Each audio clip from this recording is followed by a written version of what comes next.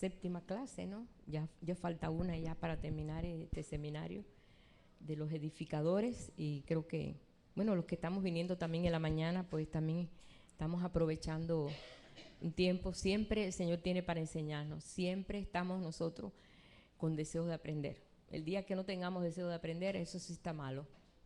Tenemos que tener un espíritu, ¿verdad?, enseñable, un deseo de recibir, deseo de conocer, deseo de caminar.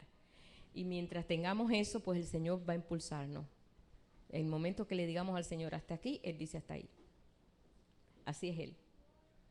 Pero como no vamos a decir hasta ahí, ¿verdad?, vamos a seguir, vamos a continuar.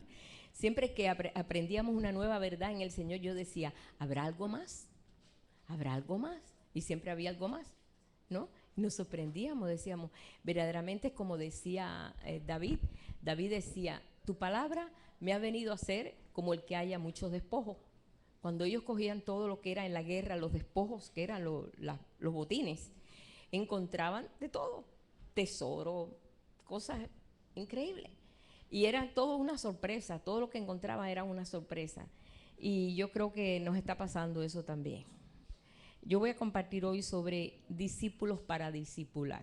O sea que nosotros sabemos que hemos sido llamados a edificar, pero ¿qué vamos a edificar? Si nosotros no nos edificamos primero, o sea, si el Señor no nos edifica primero, dice que en vano trabajan los que edifican. Si el Señor no edificare la casa, en vano trabajan los que edifican. Entonces el Señor tiene que edificar esta casa para que a su vez nosotros podamos edificar. De eso estamos seguros, ¿verdad? Por eso cuando llegamos a una edad adulta ya tenemos ya pues edad para tener ciertas decisiones y tener pues ciertas cosas que no se nos permite siendo niños, porque no tenemos madurez para hacer algo, una decisión y para actuar como mayores. Pero bueno, cuando el Señor habla aquí de discípulo, siempre me gusta buscar en el diccionario qué quiere decir discípulo. Discípulo realmente es un término latino, no es un término judío, o sea, hebreo.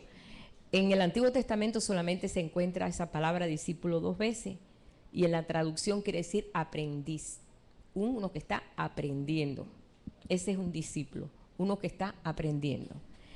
Y nosotros si vamos aquí en el Antiguo Testamento, o sea, en la Torá, como le llaman ellos, poco se conoce, solamente les digo 2 versículos donde se menciona esa palabra discípulo, refiriéndose cuando David seleccionó músicos para allí, para donde había levantado el arca del pacto en aquella tienda en el monte de Sión. Entonces ahí menciona un versículo que está en primera de Crónicas 25:8, donde dice que ponían al maestro de la música y al discípulo para que aprendiera con el maestro. Así como dice, no lo voy a buscar para que no sea. Y en Isaías 8:16 también menciona 2 veces en todo el Antiguo Testamento. Lo que es el ministerio de discipulado, Jesús vino a establecerlo, aunque en el Antiguo Testamento habían escuelas de profetas, porque sabemos que Eliseo dirigía una escuela de profetas. Ahí aparece Eliseo con 50 hijos de los profetas que eran entrenados, enseñados, y no era como decir, tienes que profetizar así, así, no, que ellos tenían que ser conocedores de la palabra, conocedores de la escritura, porque no podían salirse de ahí. Cuando Dios le daba el mensaje, pues inmediatamente ellos sabían que era de Dios, o sea que ya sabían que era de Dios, pero tenían que estar establecidos también en la ley. Por eso es a la ley y al testimonio. Recuerden que siempre van a haber 2 testigos, la ley y el testimonio. Por esta razón ellos eran entrenados, y ahí aparece Eliseo enseñándole a los alumnos, ¿no?, a los hijos de profeta, que así se les llamaba. Pero en el Antiguo Testamento no lo menciona, solamente en Isaías 8:16, lo voy a leer porque tiene que ver con nosotros también. Isaías 8:16 dice, ata el testimonio, sella la ley entre mis discípulos. Es como un entre línea. Vamos a veces encontrar versículos así entre línea que como que no viene al caso, pero son los misterios de Dios. Él juega con sus escrituras que son sagradas. Y Jesús a veces mencionaba esto. Y realmente Él está sellando esa ley, pero ahora en nuestros corazones. Ya no es aquí, ya es acá. Y cuando es aquí, es más fácil que sea acá. ¿Por qué? Porque no actuamos porque lo sabemos, sino actuamos porque lo sentimos. Y es diferente. ¿Verdad que es diferente cuando te dice, tú tienes que amar a esa persona, pero aquí no está? ¿Verdad que es difícil? ¿Es fuerte? No. Y menos decir, perdónalo. Y menos ama a tus enemigos. Por ley es muy duro, es muy difícil.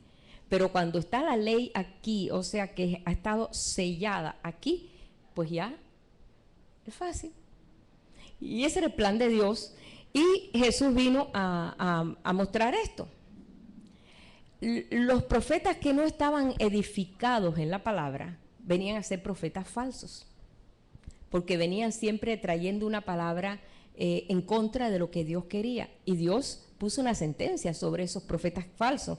Si vamos a Jeremías, capítulo 23, Jeremías 23, el verso 16, ahí vamos a ver realmente cuál es el plan de Dios cuando el Señor nos llama a nosotros a ser voz de Él, porque realmente es lo que el Señor nos llama, voz de Él. Y entonces está hablando de un tipo de profetas que no eran voz de Dios, eran voz de ellos.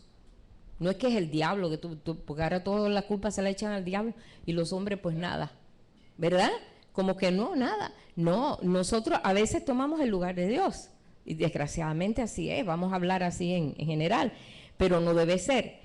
Dice en el capítulo de Jeremías 23, el verso 16, dice: así ha dicho Jehová de los ejércitos, no escuchéis las palabras de los profetas que os profetizan, os alimentan con vanas esperanzas, hablan visión de su propio corazón, pero no de la boca de Jehová. Sino, ustedes saben lo que estaba pasando Jeremías. Jeremías estaba llevando al pueblo a un arrepentimiento porque iba a venir una situación difícil. Y los profetas decían, oh, no va a pasar nada, sigan como están, Dios los bendice porque ustedes son hijos de Dios, no va a pasar nada. Y Jeremías, sí va a pasar, arrepiéntanse, cambien de la forma que están actuando. Y los profetas falsos iban con otro mensaje, no va a pasar nada porque nosotros somos la herencia de Dios, somos los... Y entonces los confundían. Y entonces viene esta palabra y el Señor habla a través de Jeremías y dice, dicen atrevidamente... a los que me irritan, Jehová dijo, paz tendréis, y a cualquiera que anda tras la obstinación de su corazón, dice, no le va a venir mal. Puede ser obstinado. Tú puedes hacer lo que el mundo hace. Somos hijos de Dios. Y es lo que está pasando ahora. Aparentemente ahora todo es posible y todo se puede hacer. ¿Por qué no? Porque somos humanos y tenemos derechos, ¿no? Y eso es una mentira. Tremenda mentira que está viniendo y hay una lucha contra el mismo pueblo de Dios porque se está parando sobre la roca y dice así no es.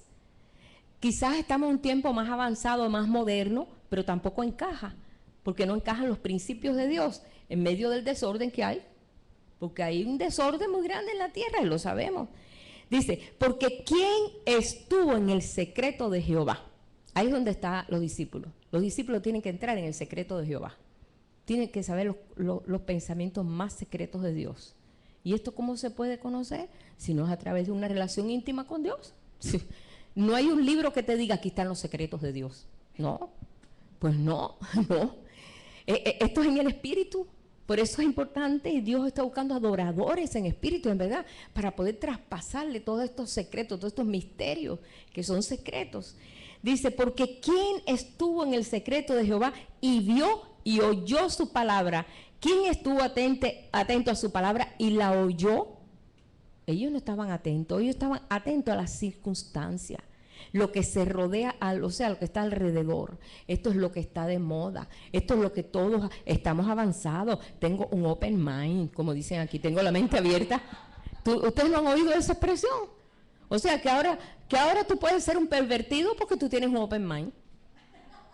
Y he oído gente cristiana diciendo eso.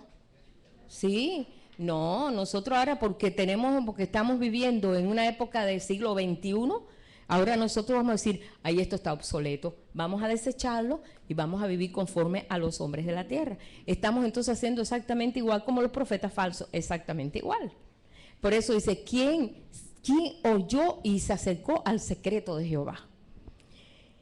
He aquí que la tempestad de Jehová saldrá con furor, y la tempestad que está preparada caerá sobre la cabeza de los malos. No se apartará el furor de Jehová hasta que lo haya hecho, hasta que haya cumplido los pensamientos de su corazón.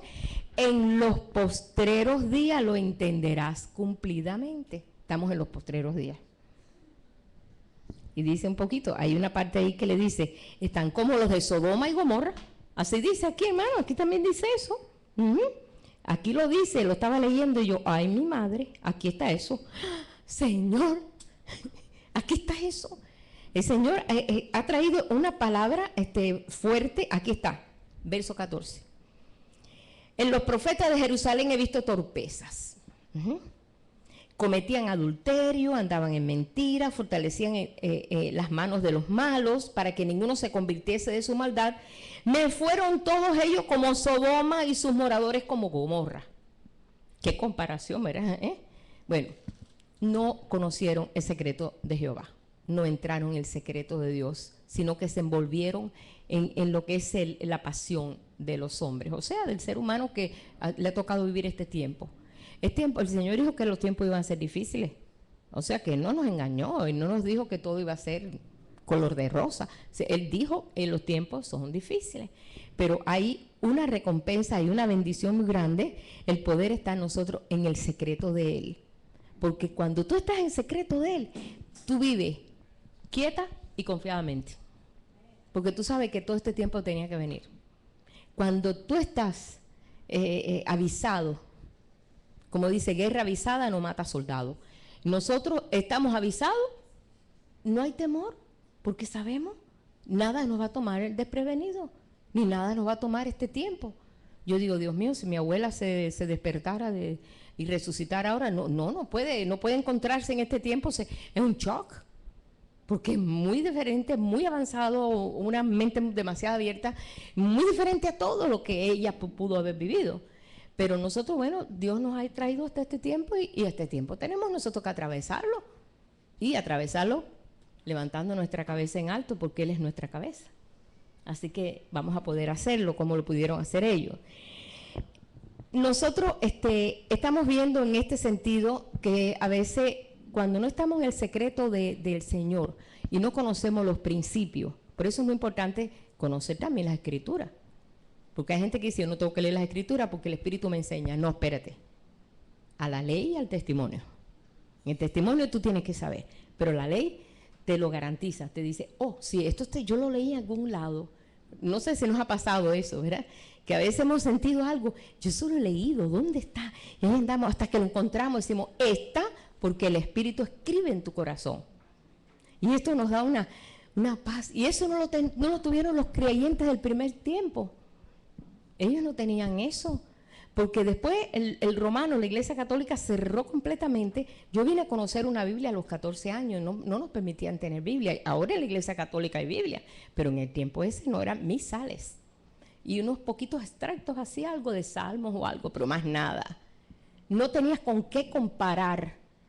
No podías, no tenías con qué, solamente el Espíritu de Dios que te mostrara, pero tú necesitabas un apoyo legal.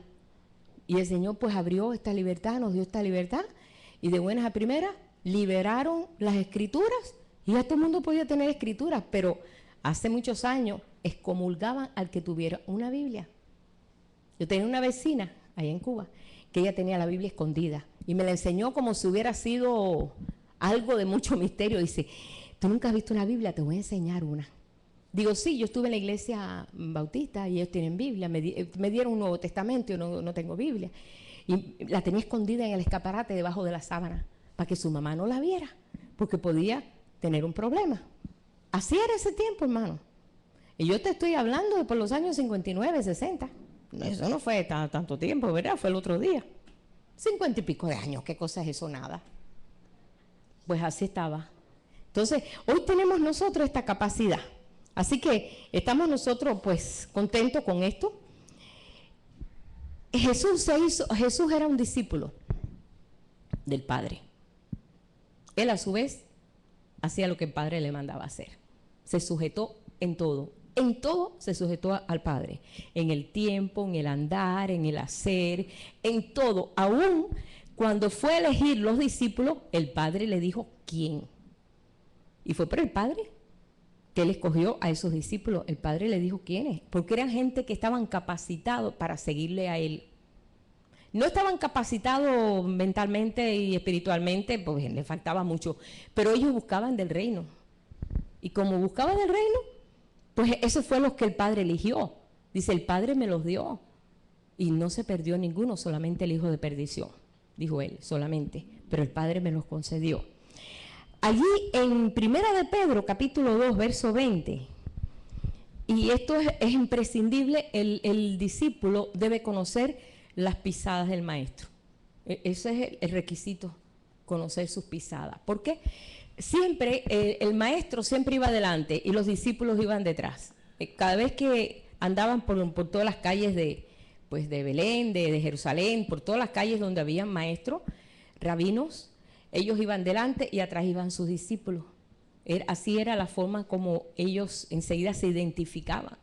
Y inclusive Juan, cuando habló de Jesús, dice, yo no soy ni digno ni de amarrar la correa de sus zapatos, ni eso. O sea que yo me encuentro indigno aún de amarrarle sus zapatos, porque Él es primero que yo, y Él es el grande, Él es el mayor. O sea que un discípulo nunca se va a sentir mayor que su maestro, siempre va a ser menor que su maestro. Por eso es que nosotros cuando hablamos de discipular, no es que estamos discipulando gente para nosotros. Nunca discipules nadie para ti. Eso no funciona. Eso es antibíblico por completo. Hay gente que discipula gente para ellos. ¿Qué está pasando realmente con lo que es el sistema religioso? Hacen discípulos de la organización y te enseñan las leyes de la organización. Y te dice, estos son los requisitos de la organización, te lo tienes que aprender y no te puedes salir de ahí porque si no, pues infringes la ley de la organización. Y entonces tú tienes que sujetarte a eso. Eso no es así. Nosotros somos discípulos de Jesucristo. Y si yo hago un discípulo, es para Jesucristo, no es para mí. Tú le vas a pasar lo que tú has recibido. Jesús le decía, ustedes hacen, yo hago lo que el Padre me dice que haga. Ni siquiera lo dice, yo lo hago porque lo quiero hacer. El Padre me dice y yo lo hago. Yo obedezco a mi Padre, dándonos a nosotros un ejemplo de cómo es. Por eso ha habido mucha confusión con esto, porque he oído mucha gente diciendo, yo tengo como 4 discípulos. No, yo tengo 10 discípulos. No tenemos discípulos. Nosotros podemos ser usados, como dice, hacer discípulos a las naciones, pero para Jesucristo, no para nosotros, para Él, para enseñarle quién es el grande. Por eso estuve buscando unos cantos que los engrandeciera. Soberano Dios. Y cuando el mismo Juan el Bautista, que fue un hombre, le decía maestro también, él dice que llegaron allí los publicanos para ser bautizados y le dijeron, maestro, ¿qué haremos? Ahí lo encontramos en Lucas 3, verso 12. Le decían rabí, le decían maestro, porque verdaderamente le enseñaba. Él, ¿cómo no va a enseñar a ser un hombre lleno del Espíritu Santo desde el vientre de su madre, Juan el Bautista? Entonces él les enseñaba y les hablaba de que el Mesías que el Mesías venía y que el Mesías iba a poner las cosas en orden. Y era un maestro, era un rabí. Y él les daba solución y les decía, ¿qué haremos? Entonces él les daba respuesta a lo que ellos le pedían. Juan siempre dijo, y lo pueden encontrar en Lucas 3:16, siempre dijo que Jesús era primero que él y mayor que él. Él nunca dijo, yo nací primero que Jesús.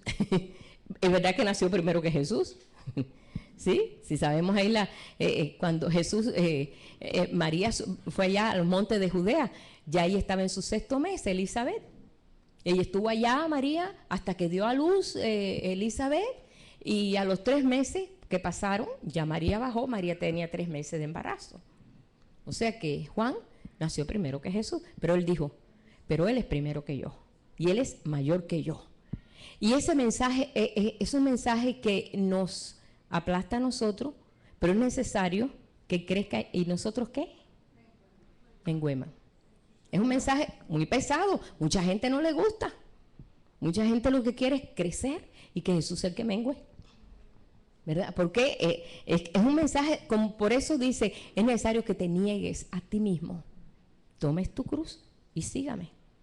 pero niégate a ti mismo. O sea que esto realmente es el principio de lo que es el ser discípulo de Jesucristo. Reconocer que Él es el grande, Él es el mayor, Él es el único, Él es el Dios soberano, es el Rey de reyes, Señor de señores, el que se sienta en autoridad y nos está invitando, dice, el que venciere se sentará conmigo, así como yo he vencido y me he sentado con mi Padre en su trono. O sea que Él nos da todas esas pautas a seguir. Bien, para tú ser un edificador, primeramente tienes que ser discípulo de Jesucristo. Yo no encuentro otra forma. Por lo regular, mucha gente va al seminario, se prepara. Nosotros tuvimos seminario, ¿sí? Un tiempo. Pero llegamos al punto de decir, hasta aquí no, hay que seguir adelante. Porque lo que tú aprendes no es nada comparado a todas las riquezas en gloria que tiene el Señor. Y Él te está enseñando siempre. O sea que no es algo que tú aprendes como estudias en una universidad, aprendiste esto y ya. No. Este seminario nunca termina. Les digo que nunca termina, porque todos los días hay algo nuevo, y todos los días algo nuevo, y todos los días el Señor muestra, y viene la prueba y aprendemos más, y crecemos más, y viene otra situación, y viene un momento de descanso, viene otro, y ahí aprendemos y crecemos. O sea que estamos aprendiendo eso. Pero siendo Juan un gran edificador, él se tuvo que desligar de todo lo viejo. Primeramente, cambió de vestidura. Se vestía con piel de camello. Su papá era sacerdote. Se supone que no se debía haber vestido así. Él se vestía como se vestía Elías, ¿no? Como un profeta. Y no solamente eso, cambió su menú. Comía diferente. Dice, comía langosta y miel silvestre. Y para colmo, no estaba ahí en el templo, estaba en el desierto, al lado del Jordán. O sea que cambió todo, se desligó de todo el patrón viejo, de toda la enseñanza vieja, porque estaba trayendo un mensaje nuevo. Pero ahí se cumple lo que dice, nadie pone, en Marcos 2, verso 21, dice, nadie pone remiendo de paño nuevo en vestido viejo, porque si no, dice, el mismo remiendo nuevo tira de lo viejo y se hace peor la rotura. Tiene que ser todo nuevo. Somos vino nuevo. Las cosas viejas pasaron. Todas son hechas nuevas. O sea que en esto se tiene que cumplir. También dice que el vino nuevo rompe los odres. Los odres viejos, tú no vas a meter un vino nuevo, un odre viejo, tú tienes que agarrar y buscar un odre nuevo. Y ese odre nuevo es un cambio total de pensamiento, todo, el Señor lo hace todo nuevo. Tú no puedes meter la realidad del reino metido en las cuatro paredes religiosas. No puede, no aguanta, se explota, no resiste. Cuando empieza el vino a fermentar, ¡ay Dios! Nosotros una vez hicimos, Pablo hizo como varias botellas de vino, queríamos saber cómo se aprendía y eso estuvo explotando, así, ¡pluf! Eran unas botellas especiales. ¡Pluf! ¡Pluf! ¡Pluf! Todo. Ya yo estaba ya con la cosa de eso, ya deseo de botar eso y ya, y comprar una botella de vino y ya. Y todo eso era porque estaba fermentando. Ahora, si la botella hubiera sido una botella vieja, se hubiera roto la botella. No aguanta la presión de lo que es el vino nuevo, porque el vino nuevo fermenta. El viejo no. El viejo está ahí se queda. Como está. Pero el nuevo no. Entonces, nosotros estamos encajando en algo nuevo, por eso tenemos que comenzar a descartar todo lo que es viejo, todo pensamiento viejo, todo lo que trae la cosa vieja, ¿no? Dice que aquí también quiero que cuando el Señor llama a los 12 discípulos, inmediatamente ellos tenían que familiarizarse con un montón de cosas nuevas. Y estamos conscientes de eso, ¿verdad? Cuando nosotros conocemos al Señor, muchos hemos conocido al Señor y hasta ahí hemos llegado al sentir, conocemos al Señor, empezamos a conocer los valores, comenzamos a conocer sus palabras, sus promesas. Muchos entendemos que el Señor sana, otros no. Y estamos en ese proceso. Hay creyentes, como les estaba diciendo, de los atrios, del lugar santo, del lugar santísimo. Hay 3 tipos de creyentes. Creyentes de 30%, de 60% y 100%. Por eso hay creyentes que no saben ni dónde están parados, ni conocen. Hay promesa, No sabían ni qué promesa. No saben nada. No saben ni siquiera, te dice, ora tú porque Dios te oye a ti. O sea, no tiene ni siquiera ni cómo relacionarse. Pero ama al Señor. Está como los bebitos, ¿no? Los niños chiquitos aman, pero no saben más nada, no saben nada de nada. Entonces, el Señor nos quiere sacar de esa etapa, llevarnos a ser discípulos. Y cuando los discípulos son llamados, tuvieron que cambiar todo. La forma de entender, no entendían a Jesús. Tenían que estarle preguntando, ¿qué quieres decir? ¿Por qué tú hablas así? ¿Por qué hablas en parábola? Nadie te entiende. ¿Qué quiere decir eso del sembrador? ¿A qué te estás refiriendo? Pero qué bueno que iban a ir y no iban al fariseo, porque si no el fariseo menos hubiera entendido. Iban a Jesús y Jesús les explicaba todo bien clarito. El sembrador es la semilla es esto. Y les aclaraba, comenzaba a acomodarle lo espiritual a una mente que no recibía lo espiritual. Pero como el Señor empezó a tratar con ellos y ellos caminaban con Jesús, se empezó a abrir la capacidad de entendimiento.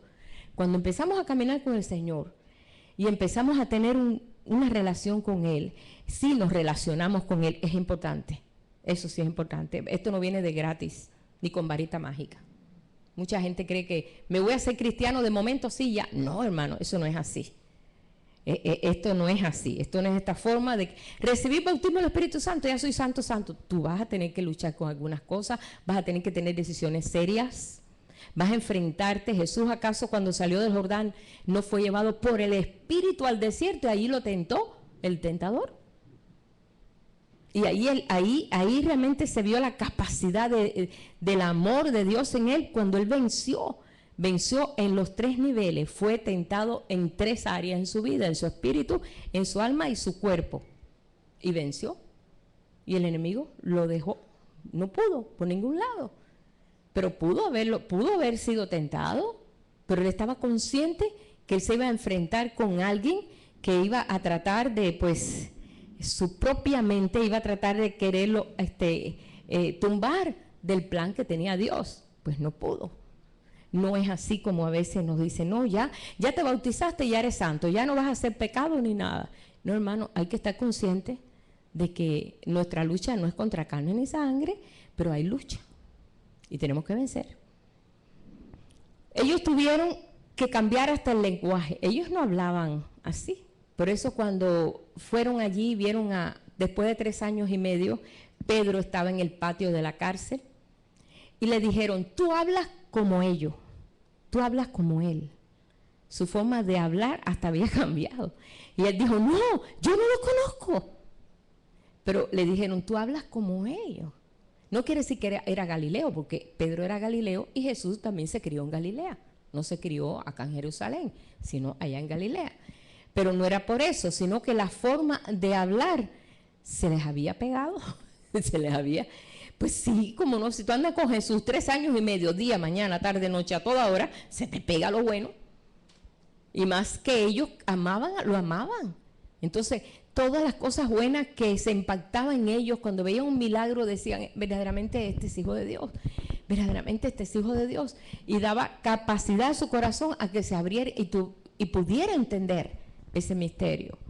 Por esta razón, ellos tuvieron que deshacerse la idea de un Dios horrible, porque ellos tenían la idea de un Dios severo, de un Dios castigador, y comenzaron a ver cuando el Señor le dijo, me viste a mí, ya viste al Padre.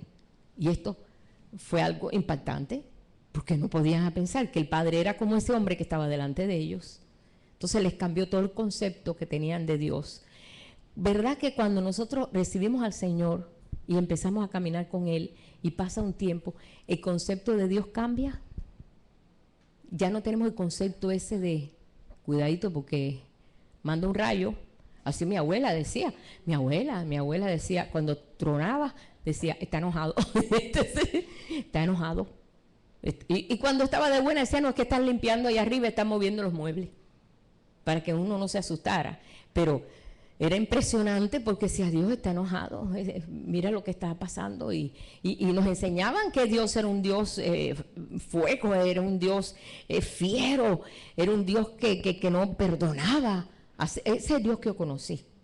Cuando yo conocí entonces un Dios perdonador, Y no podía yo pensar que Dios, el Padre, y Jesús fuera el mismo. No, yo no me cabía, a mí no me cabía aquí. A mí me costó un poco de trabajo entender eso. El Señor me lo tuvo que enseñar. Yo le decía, no puede ser, no puede ser el mismo. El Dios del Antiguo Testamento, que es el mismo del Nuevo, ¿es el mismo? Este que destruía ciudades enteras, que destruyó Sodoma y Gomorra, que no puede ser el mismo. Me costó trabajo entender eso. Pero entonces el amor de Dios se amplía en el corazón y empiezas a entender que es el mismo ayer, hoy y siempre. Y fueron en tiempos que ocurrían estas cosas y era necesario hacer eso que él hizo. Simplemente así era. Cuando tomaron todo Canaán, ¿cuánto no se destruyó allí? Y yo cuando leí una Biblia, Pablo me mandó una Biblia, estando Pablo en Cuba y yo acá, y nunca la había leído completa. No, hombre, me espanté toda. Cuando empecé a leer todas las guerras y todo eso, yo me hizo un nudo en la cabeza. Yo, Dios mío, ¿cómo es esto? Digo, qué bueno que Jesucristo vino, porque si no, no sé cómo lo hubiéramos pasado con Dios.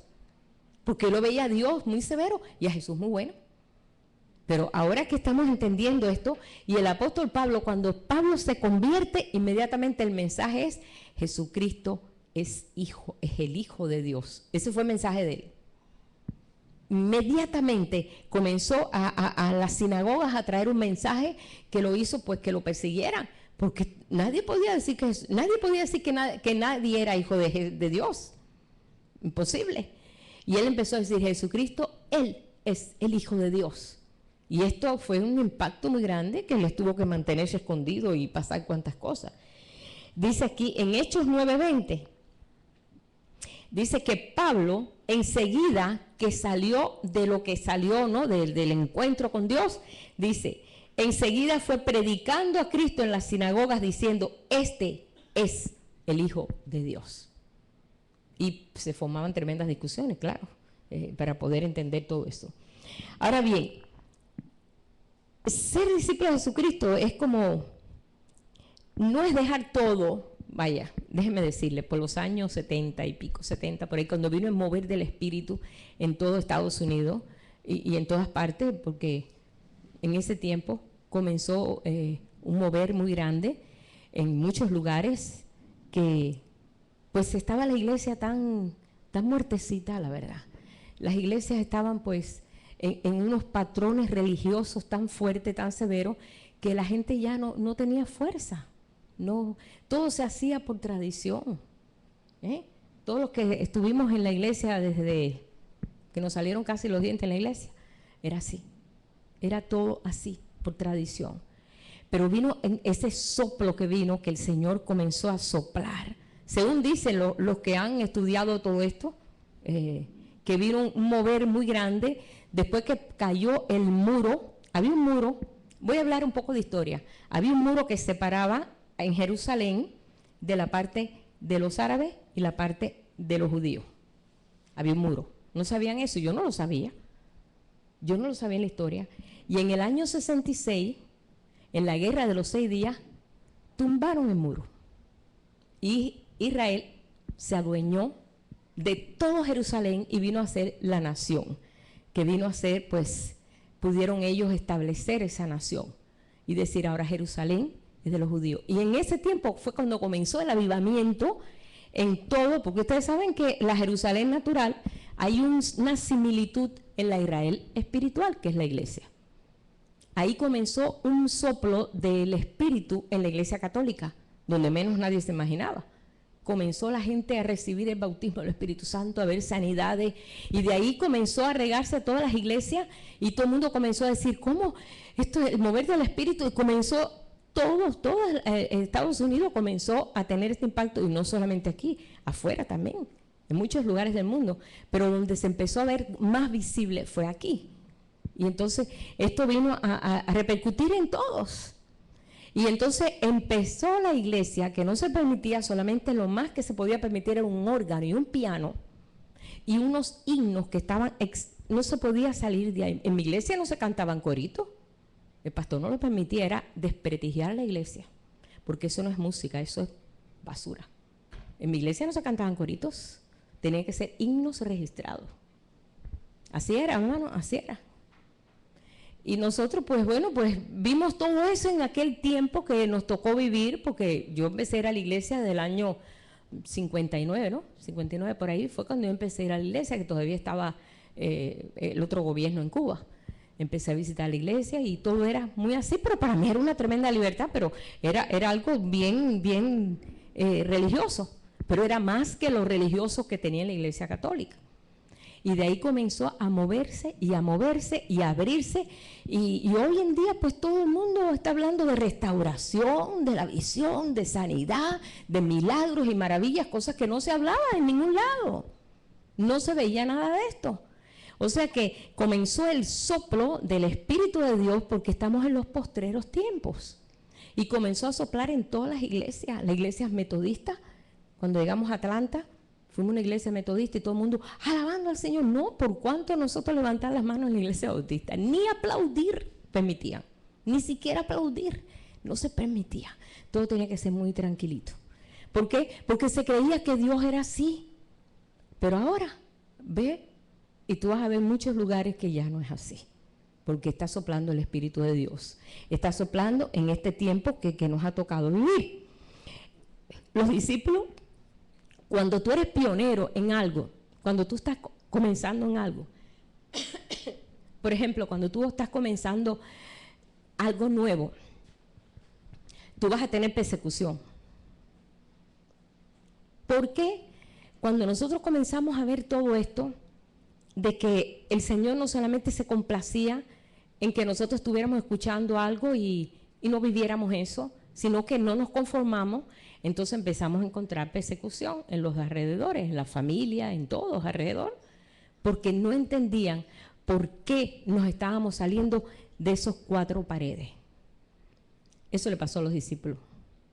Exactamente, los discípulos, ellos comenzaron a seguir a Jesús y ver las maravillas, y todos los fariseos decían: Señor, ¿y cómo es posible que tus discípulos no se lavan las manos y comen sin lavarse las manos?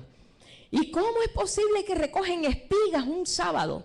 ¿Y cómo es posible? Y acusaban a Jesús de que sus discípulos hacían lo contrario de todos, porque no entendían. Y es que el Señor estaba estableciendo una nueva ley.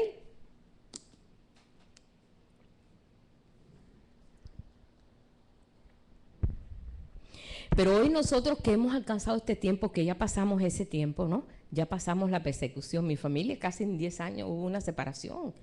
No entendían por qué nosotros no habíamos dejado esa iglesia. No sabíamos cómo decirle: queremos algo más. Tenemos hambre, tenemos sed de Dios y queremos encontrarlo como sea. No había otra forma de cómo encontrarlo. Ya después lo entendieron. Pero sufrimos, sí. Hay sufrimiento cuando tú quieres ganar más. Hay sufrimiento. Cuando hay una decisión grande, hay sufrimiento. Pero bueno, ser discípulo es comenzar a caminar con Él. Tú quieres edificar, comienza a caminar con Él. Tú quieres ser un edificador, comienza a caminar con Él. Comienza a tenerlo como lo más íntimo en tu vida. Comienza a consultar con Él. ¿Nunca han consultado con el Señor? ¿Verdad que uno consulta con Él y te da la solución inmediatamente? Y tú dices: wow, qué tremendo. Y te da exactamente la respuesta exacta si esperas. Porque a veces no tenemos paciencia en esperar y queremos nosotros adelantarnos. Pero es comenzar a caminar con Él, descubriendo lo que hay en su corazón y descubriendo en nuestro corazón qué es lo que hay. Estamos llenos de dudas, llenos de temores. A veces hemos pasado este tiempo, esta brecha, hemos pasado un tiempo que descubrimos que Dios tiene control de todo. ¿Qué tiempo nos ha tocado entender que Él tiene control de todo? A mí me costó. La verdad que si le digo otra cosa, no, me costó. Porque yo me acostumbraba a resolverlo todo. Yo lo quiero resolver todo. Y me di cuenta que Él tiene el control de todo si tú se lo das. Y ahí aprendí. Y un discípulo es así, un discípulo tiene que comenzar, porque ¿cómo yo voy a compartir? ¿Qué verdad yo voy a compartir con los demás? Cuando Jesús le dijo: vayan a las naciones enseñándoles que guarden todas las cosas que les he mandado. Vamos a hacer una lista de todas las cosas que el Señor nos mandó. ¿Cómo vamos a enseñar eso a las naciones? Pero ahí lo dice en Mateo 28, cuando el Señor le dijo, vayan a ser discípulos a las naciones. Discípulos a las naciones, no decir, oye, recibe al Señor en tu corazón, levanta la mano, que vaya, arréglate como pueda. No, sí, es verdad. No, porque dice, salvé 10 almas. No, espérate, que tú salvaste de Jesucristo que nos salvó. No, porque así nos decían, tú tienes que salvar almas para que tengas muchas piedras en tu corona. Sí, ¿verdad? ¿Verdad que así nos decían? Y así vas a tener muchas. Mira qué forma tan manipuladora. Eso es una forma manipuladora para que tengas muchas piedras en tu corona. Cuando la Escritura dice que los ancianos echan las coronas a los pies del Señor. Ni siquiera les importan las coronas, ¿ves? Y se las echan a los pies. Pero nos enseñaban que esa era la forma. Pero ahora no. Ahora estamos aprendiendo que ya es diferente. Cuando dice aquí en Mateo 28, 16. Yo quiero leerlo un momentito ahí. Mateo 28, 16, el Señor les da el que ellos, bueno, pues ese es el último mensaje que les da, o sea, la comisión, le llaman la gran comisión. Esa es la gran comisión. Pero los 11 discípulos se fueron a Galilea, al monte donde Jesús le había ordenado. Se fueron a un monte a tener un encuentro con Jesús antes que Jesús se fuera. Y cuando le vieron, le adoraron, pero algunos dudaban. Esos son los creyentes del 30%. 30% están dudando todavía de que pueda ser Él.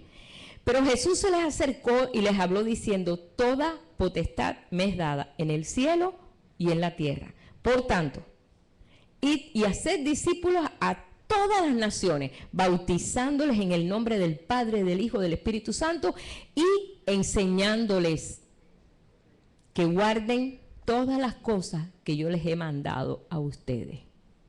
¿Qué cosas les mandó?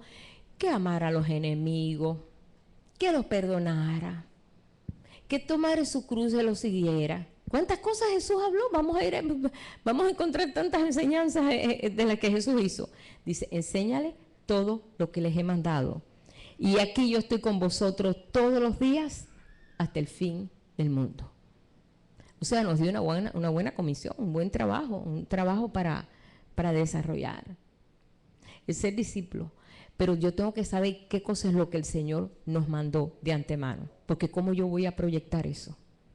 ¿Qué pasó cuando Juan y Pedro fueron allí al templo, el templo de la Hermosa? Y aquel hombre le pidió limosna, le estaba pidiendo limosna. Ellos le dijeron, ni oro ni plata tenemos, pero lo que tenemos te doy. Ellos sabían lo que tenían. Tú tienes que saber lo que tú tienes. Que tú no vas a dar lo que no tienes. Imposible que tú des algo que tú no tienes. Entonces ellos sabían lo que tenían. Antes no. Cuando ellos andaban con Jesús no era así.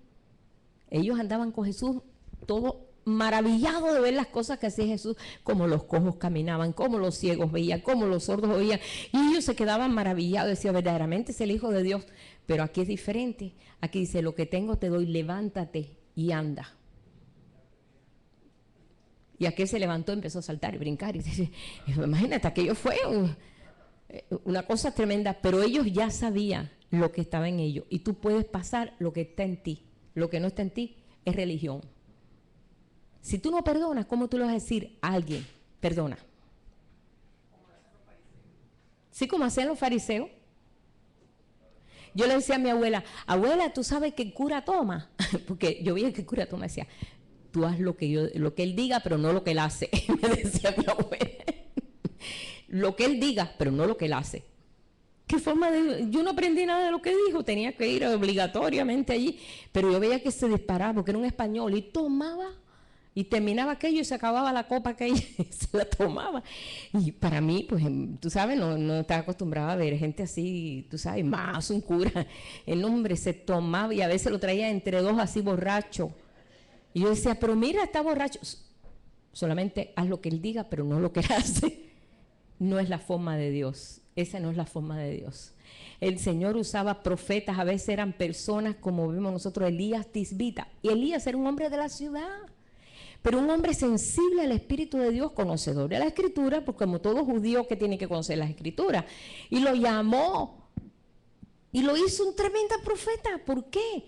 Porque amaba a Dios, pero no estaba capacitado ni preparado en una escuela ni nada. No se habla nada de él, no se sabe de dónde vino Elías Tisbita. Y vino a ser un tremendo profeta. ¿Pero por qué? Porque estaba sensible al Espíritu y se dejó enseñar. Y estaba enseñable.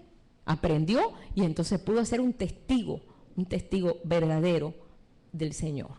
Pero el Señor está llamando un pueblo así. Un pueblo realmente de discípulos, para que pueda discipular, para que pueda edificar, para que pueda ser testigo de Él. Por eso cuando ellos cogieron los discípulos, cuando se cayó de la situación que hizo Judas, ellos escogieron a alguien que fuera testigo de los hechos de Jesús. Y entonces escogieron a Matías. Y entonces ahí lo escogieron en el lugar de, pues, Judas. Se descompletó el número de la ley. O sea, el número de lo que es el 12 representa el gobierno de Dios y tenían que ser 12, que era lo establecido. Así como 12 patriarcas, así 12 apóstoles. Entonces, para que no se rompiera eso, y entonces fue establecido. Pero bueno, después que ellos caminaron con Jesús, entonces fueron llenos del Espíritu Santo y entonces comenzó en ellos el programa de edificadores. Ya tú te vas al libro de los Hechos. No, hombre, ellos hacían discípulos y dice que los discípulos crecían y crecían y crecía la palabra en ellos. No crecía tanto el número, aunque crecía el número, pero la palabra crecía en ellos. Pero ¿quién les estaba enseñando? Eran una gente que ya habían probado la palabra. Habían caminado con Jesús 3 años y medio. Y fue tan efectivo esa primera etapa de los 100 años primeros de lo que es de la iglesia del comienzo. Fue un éxito total, tremendo, creció increíblemente porque ellos vivían esa palabra y lo que ellos vivían lo emanaban. Lo vemos cuando Pedro, que hasta la sombra de Pedro sanaba a la gente, emanaba, salía de ellos esa virtud y ellos podían realmente ser un testigo de todas las maravillas que el Señor había declarado y había estado preparándolo. Así que Jesús los probó antes. Y hubo un tiempo que Jesús quería probar a los discípulos, a ver hasta dónde llegaron. ¿Recuerdan ustedes cuando la multiplicación de los peces, de los panes? Jesús les dijo, no hay comida y me preocupa. Y va a los discípulos. Imagínate, los discípulos que guiaban por lo que veían nada más. Ir Jesús a probarlos a ellos. Jesús sabía lo que iba a hacer. Él sabía lo que iba a hacer. Ahí lo encontramos nosotros en Mateo 14. Vamos a leerlo un momentito, porque el Señor prueba. 14:14. Saliendo Jesús vio una multitud y tuvo compasión de ellos y sanó a los que de ellos estaban enfermos. Cuando anochecía se acercaron a él sus discípulos diciendo, el lugar es desierto y la hora avanzada, ya pasada.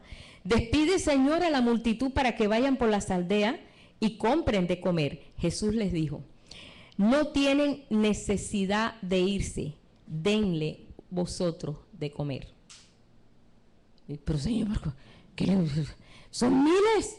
Solamente eran 5,000 hombres, sin contar las mujeres y los niños. Denle vosotros de comer. Señor, pero ¿cómo nosotros le vamos a dar de comer si no hay ni comida?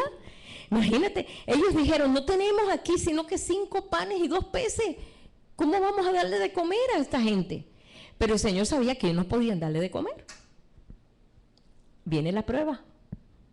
Porque el Señor tenía que preguntarle eso a ellos. El Señor sabía que ellos no iban a poder darle de comer, pero todavía no estaban preparados.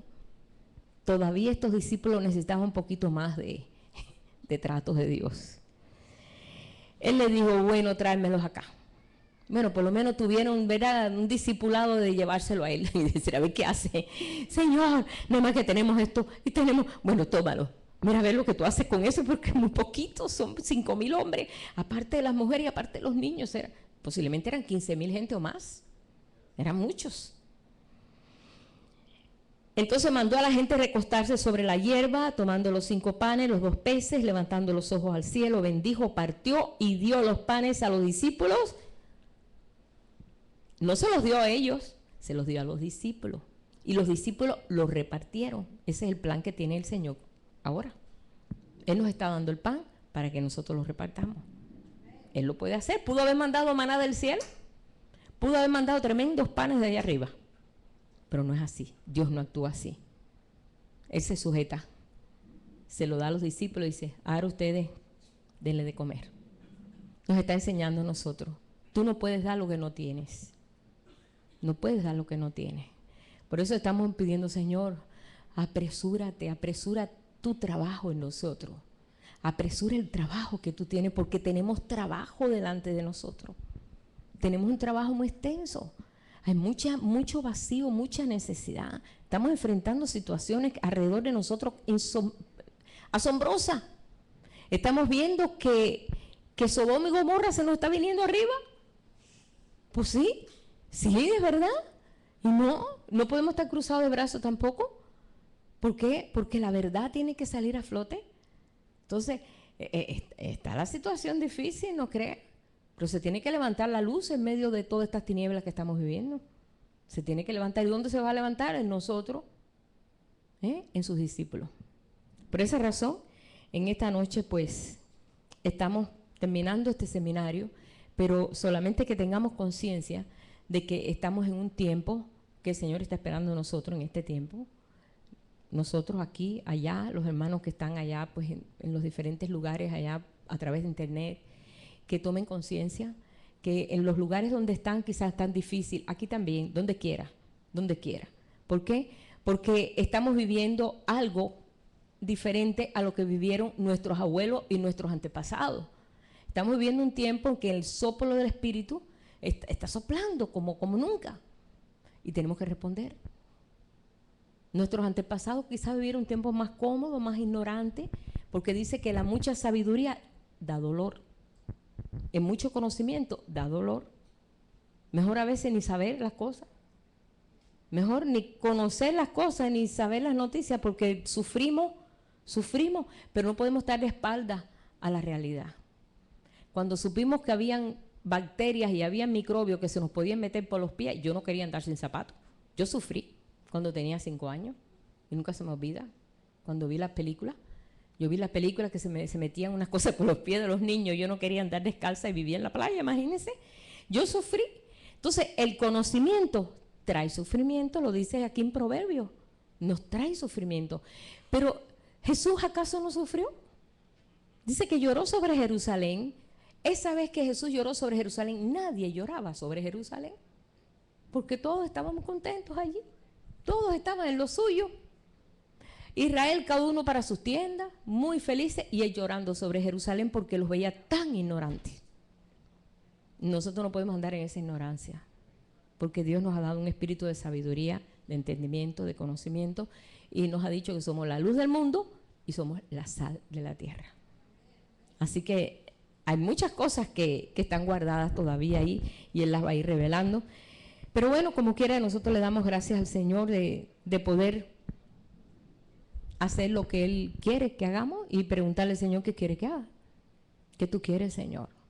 Y nos acerca a personas que ni remotamente pensar que pudiera ser bendecida por una palabra que tú le des. Una palabra que tú le des a alguien lleno del Espíritu de Dios, no sabe cuánto ayuda, hermano. Es una bendición muy grande. Entonces vamos nosotros a hacer esos instrumentos, pero vamos a llenarnos nosotros primero. Es lo más importante. ¿Tú quieres ser bendición? Recibe esa bendición de Dios y comienza a caminar con Él. Comienza a llenarte de esa vida que Él nos ha dado, para que nosotros podamos dar vida y no dar muerte. Lo que está dando el mundo ahora es muerte por todos lados, es muerte. Cuando comiences a dar vida, va a haber un refrescamiento. Entonces, vamos a comenzar. ¿Cuándo? Pues hoy. Para mañana es tarde, como dice, para mañana es tarde. Vamos a ponernos en pie. Señor, te damos gracias porque nos ha tocado vivir los tiempos difíciles, los tiempos de los postreros. Señor, tú siempre decías, cuando llegue el tiempo postrero lo sabrás. Cuando lleguen los postreros lo conocerán todo. Vosotros los postreros entenderán todas las cosas. Y siempre decíamos, Señor, ¿quiénes son esos postreros? Pero ahora sabemos que este pueblo es hoy, es en este día, cuando se han desatado toda fuerza del mal, Señor.